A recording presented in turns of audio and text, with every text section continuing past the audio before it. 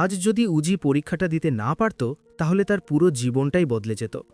কিন্তু কে চেয়েছিল তাকে থামাতে? সব বাধা পেরিয়ে অবশেষে পুলিশ হওয়ার স্বপ্ন নিয়ে এগিয়ে যাচ্ছে উজি। সম্পূর্ণটা জানতে দেখতে থাকো। গল্পের শুরুতেই দেখা যায় উজি অফিসার জিৎ বসু আর খেয়া তিনজন একসাথে গাড়িতে করে রওনা দেয়। উজিকে নিজের দায়িত্বে পরীক্ষা দিতে নিয়ে যাচ্ছিল জিৎ বসু, কিন্তু কিছু দূর যেতেই সামনের রাস্তায় হঠাৎ গোলমাল তৈরি হয়।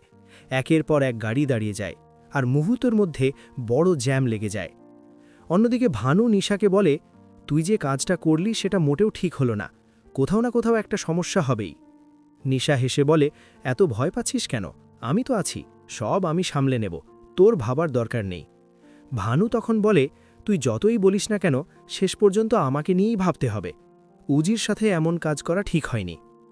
এদিকে গাড়ির ভেতর থেকে উজি বলে, এত জ্যাম কেন বুঝতে পারছি না। তখন জিৎ বসু বলে, আমিও ঠিক বুঝতে পারছি না কি হচ্ছে। এরপর পরিস্থিতি খারাপ হতে দেখে জিৎ বসু গাড়ি থেকে নেমে গিয়ে সমস্যা মেটানোর চেষ্টা করে, কিন্তু ঝামেলা কমার বদলে আরও বাড়তে থাকে। অনেকক্ষণ কেটে যায় আর লাইন দীর্ঘ হতে থাকে। তখন উজি চিন্তায় পড়ে বলে, এভাবে চলতে থাকলে তো আমি সময় মতো পরীক্ষা কেন্দ্রে পৌঁছাতে পারবো না। তখন খেয়া বলে, এই দিক দিয়ে একটা শর্টকাট রাস্তা আছে, দৌড়ে গেলে হয়তো সময় মতো পৌঁছানো যাবে। খেয়ার কথা শুনেই উজি আর দেরি না করে দৌড়াতে শুরু করে। জিৎ বসু মনে মনে ভাবে, উজিকে থামানো সত্যিই কঠিন। ও যেভাবেই হোক পরীক্ষা দেবে আর নিজের স্বপ্ন পূরণ করবে। কিছুক্ষণ পর উজি অবশেষে পরীক্ষা কেন্দ্রে পৌঁছে যায় এবং পরীক্ষা দিতে বসে যায়। এদিকে নিশা মনে মনে ভাবে, এতক্ষণে হয়তো উজির পরীক্ষা মিস হয়ে গেছে আর সে হয়তো বাড়ি ফিরে আসবে, তাই আমাকে এখনই বেরোতে হবে। ভানু আবার বলে, তুই যা করেছিস সেটা ভালো হলো না, যখন উজি সব জানতে পারবে তখন তোদের মধ্যে বড় ঝামেলা হবে। নিশা তখন বলে, এসব কথা এখন থাক, আমাদের আগে ছদ্মবেশ নিতে হবে। ওই ছেলেমেয়েদের ভালো করে প্রভাবিত করতে হবে, যাতে তারা ধরা পড়লেও আমাদের চিনতে না পারে। ভানু বলে, তুই কি করতে যাচ্ছিস বুঝতে পারছি না, তবে কিছু একটা গোলমাল হবেই। নিশা বলে, চিন্তা করিস না, সব ঠিকঠাকই হবে, চল এবার বেরোই। এদিকে মহারানীর সেই স্ক্যাম সেন্টারে সবাই ব্যস্ত হয়ে পড়েছে প্রতারণার কাজে। সেখানে পৌঁছে নিশা টাকা ছড়াতে ছড়াতে বলে, তোমাদের কাজ শুধু ক্লায়েন্ট ধরো, বড় লোকদের টার্গেট করো, তাদের কাছ থেকে টাকা বের করো, গরিবদের নয়। বড় লোকদের থেকেই টাকা নিতে হবে, এটাই আমাদের নিয়ম। যে যত কাজ করবে সে তত বেশি টাকা পাবে। ভানু তখন সবাইকে সতর্ক করে বলে, যদি কখনো পুলিশের হাতে ধরা পড়ো তাহলে মুখ খোলার চেষ্টা করবে না, নইলে নিজেরাই বিপদে পড়বে। এদিকে উজি পরীক্ষায় দারুণ পারফর্ম করে, সময়ের আগেই সব প্রশ্নের উত্তর শেষ করে ফেলে। তার বিশ্বাস সে অবশ্যই পাশ করবে। অন্যদিকে জিৎ বসু যারা রাস্তার গোলমাল করছিল তাদের ধরে এনে জিজ্ঞাসাবাদ শুরু করে। কে কাকে ধাক্কা দিয়েছে, কি হয়েছে সব খুলে বলতে বলে। কিন্তু কথাবার্তায় অসঙ্গতি দেখে জিৎ বসু বুঝতে পারে বিষয়টা ইচ্ছে করেই করা হয়েছে, যাতে উজি সময় মতো পরীক্ষায় পৌঁছতে না পারে। তখনই এক কনস্টেবল এসে খবর দেয়, কাছাকাছি কোথাও কিছু ঝেলেমেয়ের সন্দেহজনক দল দেখা গেছে, সম্ভবত মহারানীর সেই স্ক্যাম সেন্টার। জিৎ বসু সঙ্গে সঙ্গে সেখানে যাওয়ার সিদ্ধান্ত নেয়। এদিকে পরীক্ষা শেষ করে উজি বাইরে বেরোতেই ঋষি তাকে ডাবের জল দেয় আর বলে, এত চাপ নিয়েছ, আগে এটা খাও। উজি অবাক হয়ে বলে, তুমি আবার এখানে এলে কেন? ঋষি হাসতে হাসতে বলে, তোমার হাসি মুখটা দেখার জন্যই এতক্ষণ অপেক্ষা করছিলাম। বলো, পরীক্ষা কেমন হলো? উজি খুশি হয়ে বলে, খুব ভালো হয়েছে, আমি যেমন পড়েছিলাম ঠিক তেমন প্রশ্নই এসেছে, এখন শুধু ফল বেরোনোর অপেক্ষা। আমার বিশ্বাস আমি এই চাকরিটা পাব। আজ সত্যিই খুব আনন্দ হচ্ছে, কারণ আমি আমার স্বপ্ন আর বাবার স্বপ্ন পূরণ করতে চলেছি। ঋষি বলে, আমি শুরু থেকেই জানতাম তুমি পারবে, তোমার ওপর আমার ভরসা ছিল। উজি তখন বলে, পারতেই হবে, আর কোনো পথ নেই। এরই মধ্যে উজি ফোন করে নিশাকে আর জানায় পরীক্ষা খুব ভালো হয়েছে। নিশা অবাক হয়ে বলে, তুই পরীক্ষা দিতে পেরেছিস? উজি বলে, অবশ্যই পেরেছি, রাস্তায় কেউ ইচ্ছে করে ঝামেলা করেছিল, কিন্তু সব বাধা পেরিয়ে আমি পরীক্ষা দিয়েছি।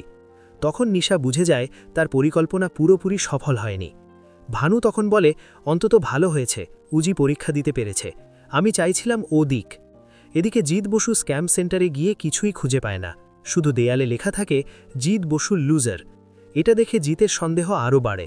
সে মনে মনে বলে, নিশা মিত্র, এবার তোমাকে প্রমাণসহ ধরবই। তুমি শুধু আমাকে নয়, পুরো পুলিশ বিভাগকে অপমান করেছ, তাই তোমাকে আর ছেড়ে দেওয়া হবে না। এদিকে ঋষি উজিকে বলে, আমার মনে হয় তোমার পরীক্ষাটা আটকানোর চেষ্টা তোমার দিদিই করেছিল।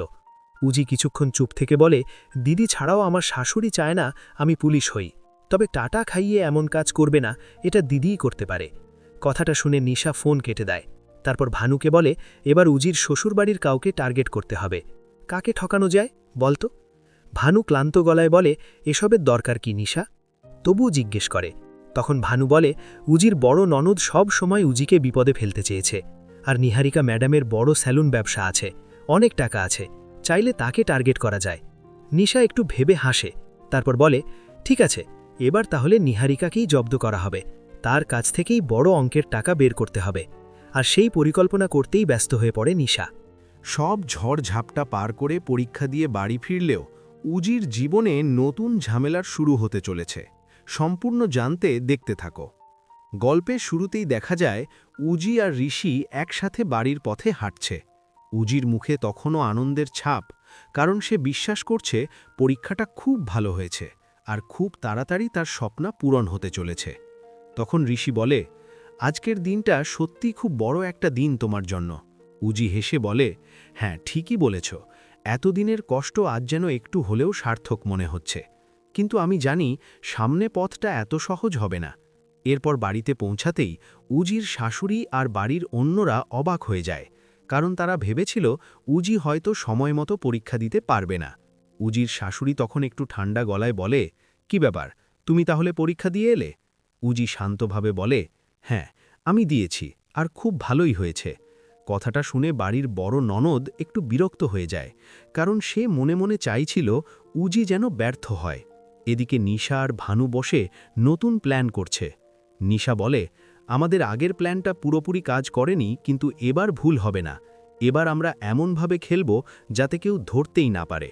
ভানু তখন বলে, আমি এখনও বলছি এসব ছেড়ে দে। কিন্তু নিশা হেসে বলে, দেরি হয়ে গেছে, এখন তো শুরু করে ফেলেছি, এবার বড় কিছু করতে হবে। এর মধ্যেই তারা জানতে পারে নিহারিকা ম্যাডাম তার সেলুনের নতুন ব্রাঞ্চ খুলতে যাচ্ছে, আর সেখানে অনেক বড় অঙ্কের টাকা ঘোরাফেরা করবে। নিশা তখন বলে, এটাই তো আমাদের সুযোগ। যদি আমরা এই ব্যবসার মধ্যে ঢুকে পড়তে পারি তাহলে খুব সহজেই টাকা হাতানো যাবে।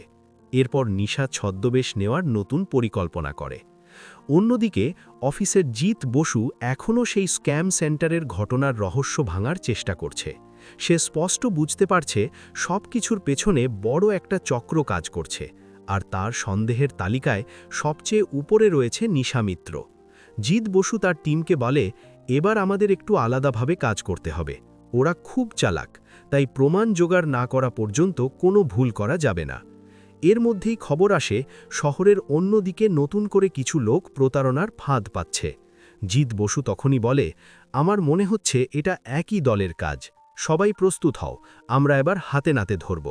এদিকে উজি নিজের ঘরে বসে ভবিষ্যতের কথা ভাবছে। সে জানে পুলিশ হওয়ার আগে তাকে আরও অনেক পরীক্ষা দিতে হবে, আর অনেক প্রমাণ করতে হবে।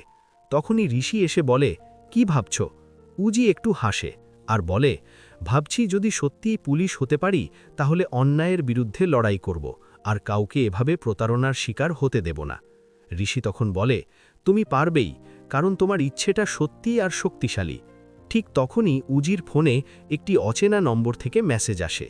সেখানে লেখা থাকে, তুমি যেদিন পুলিশ হবে সেদিনই তোমার সবচেয়ে বড় বিপদ শুরু হবে। মেসেজটা পড়ে উজি একটু অবাক হয়ে যায় আর ভাবে, কে পাঠালো এই মেসেজ? অন্যদিকে নিশা দূরে কোথাও দাঁড়িয়ে ফোনটা হাতে নিয়ে হালকা হাসে আর বলে, খেলাটা এখনো শুরুই হলো মাত্র। এরপর কি হতে চলেছে সেটা জানতেই অপেক্ষা করতে হবে পরের পর্বে। আজকের পর্বে তোমাদের কি মনে হয়, নিশা কি ধরা পড়বে, নাকি উজির সামনে আরও বড় বিপদ আসছে?